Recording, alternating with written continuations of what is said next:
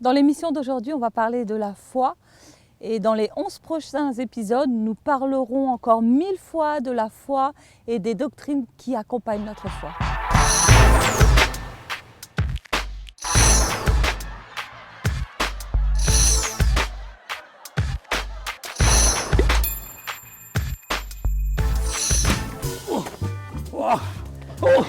Mais Saïd, mais d'où tu viens? T'es en retard.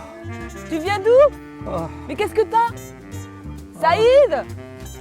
J'étais à l'hôpital. À l'hôpital? Attends, Mais qu'est-ce qui t'est arrivé? Mais toi, t'arrêtes de paniquer comme ça, là. Mais crois que t'as pas la foi, toi. T'as mal au foie? Mais non, rien à voir avec le foie. Mais t'as pas la foi. Pourquoi tu stresses? Mais pourquoi tu t'étais paniques? à l'hôpital? Mais je te dis que j'étais à l'hôpital, t'entends pas? Ça fait 2 fois que je Mais te oui, le dis. j'ai compris, mais je te demande Je te pourquoi. dis que j'étais à l'hôpital. Pourquoi? Mais dis-moi pourquoi. Mais c'est Ali. Ali?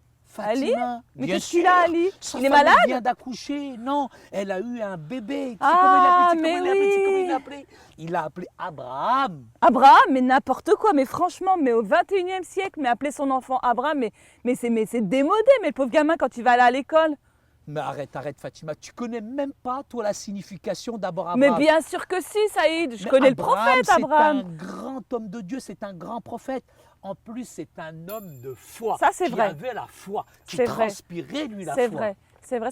Et aujourd'hui, justement, on va parler de la foi. Aujourd'hui, Oui, on va parler de Écoute, des ça bases tombe de la bien. foi, les bases de la foi chrétienne. Saïd, parle-moi des bases de la foi chrétienne. concernant les bases de la foi chrétienne, Fatima, même si ce sont les bases, je pense qu'on doit en parler à tout le monde. Que ce soit les chrétiens ou les nouveaux chrétiens, il est important qu'on leur en parle. Qu'on leur en parle, d'accord, mais tu sais, au départ, quand on devient chrétien, on est jeune dans la foi. Mais après, on grandit, on devient responsable, on devient mature, le temps passe. On doit vraiment comprendre ce qu'est la foi pour bien grandir spirituellement. C'est pour ça que la Bible, elle nous dit dans Romains chapitre 3, verset 25, que tous nos péchés sont pardonnés par la foi. Qu'est-ce que ça veut dire? C'est seulement au travers finalement de notre foi que notre relation avec Dieu, elle est rétablie. C'est pour ça que c'est essentiel d'avoir la foi. La Bible, elle dit aussi que sans la foi, il est impossible finalement à un homme de Hébreux plaire à Dieu. 11.6, ça c'est un verset clé, Saïd. Hébreux 11.6, sans la foi, il est impossible à l'homme de plaire à Dieu. Et c'est vrai, c'est vrai. Quand j'ai pas la foi, quand je vis ma vie chrétienne et que je crois pas que Dieu peut l'accomplir, je suis sûre que je plais pas à Dieu. Ça, c'est sûr. Et je pense qu'on pourrait lire un autre verset biblique, Saïd, et c'est dans Hébreux 11, le verset 1. Or, la foi est l'assurance des choses qu'on espère, Et la conviction, de celles qu'on ne voit pas. Tu te rends compte? écoute, On Fatima, doit avoir si la on veut conviction avant de voir les choses.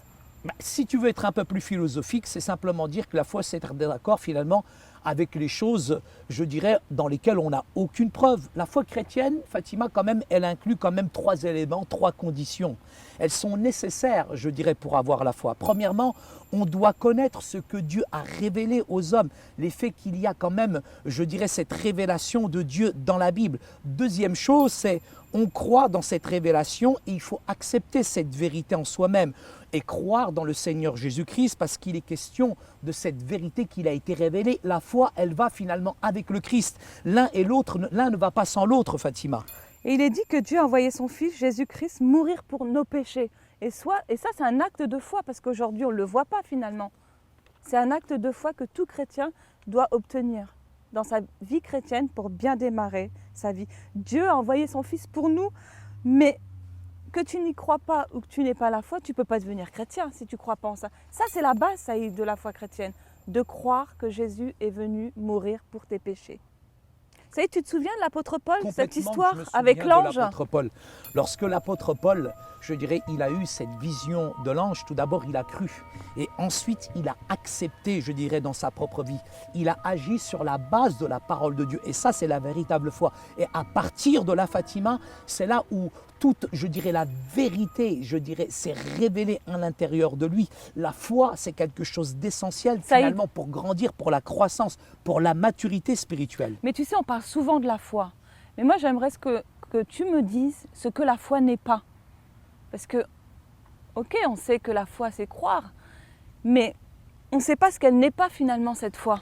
Tu sais, il y a certaines personnes, Fatima, qui entendent la vérité, qui croient dans cette vérité, mais ils n'agissent pas en conséquence. C'est pour ça que l'épître de Jacques dit « Ce sont nos œuvres qui nous justifient et non, je dirais, notre foi ». À quoi servirait-il si on disait à tous « je crois, mais finalement, sans qu'on cherche finalement à changer de vie selon la volonté du Dieu. On se trompe soi-même. Si on pense que c'est ça, la foi, ça, c'est pas la foi, Fatima, tout simplement. Saïd, est-ce que tu pourrais me donner un exemple dans la Bible, un exemple de quelqu'un qui a agi selon sa foi? Mais Abraham, tout simplement. Avant le judaïsme, Abraham a entendu une voix qui venait du ciel, lui demandant finalement d'être touareg, nomade, de parcourir finalement le désert. Et pendant des années, tu te rends compte que Abraham a mis sa foi dans cette voie parce que cette voie lui avait promis qu'un jour, la terre, le sol sur lequel il marcherait, finalement, il serait son héritage. Comme dans les livres des Hébreux, la foi, c'est de croire dans des choses qu'on ne voit pas, dans lesquelles on n'a pas de preuve. Abraham n'avait pas de preuve quand il a entendu la voix de Dieu lui demandant de faire ce voyage non prévu à travers, je dirais, le pays, mais en tout cas, Abraham a mis sa foi, il a rejeté l'idée de tout contraire et il a marché sur le sort d'Israël. Et c'est là, je dirais, une position importante. Quel grand homme de Dieu, Saïd. C'est magnifique de voir comment Abraham, il a eu la foi. Il a basé, Fatima, toute sa vie sur ce en quoi il croyait. La partie la plus difficile pour avoir la foi en Jésus-Christ qui sauve, serait de lire et d'écouter la parole de Dieu. Et je vais te lire un verset important, Saïd. Romains 10, 17. Ainsi, la foi vient de ce qu'on entend, et ce qu'on entend vient de la parole de Christ. Tu sais, finalement, Saïd, c'est important de mettre beaucoup de foi dans une équipe qui gagne. Parce que quelquefois, on met beaucoup de foi dans quelque chose qui ne va pas porter du fruit. Équipe qui perd, hein. C'est ça. Clair, hein. Et ça, c'est l'objet le plus important de notre foi. C'est Jésus-Christ, l'auteur de nos âmes, et celui qui les rend parfaites. Donc, j'ai une dernière question à te poser, Saïd. Qu'est-ce qui se passe après la foi, finalement? Dieu se réjouit, finalement, des personnes qui mettent leur foi, pas dans la quantité, mais dans la qualité. Et mettre sa foi plutôt en Jésus-Christ, c'est essentiel.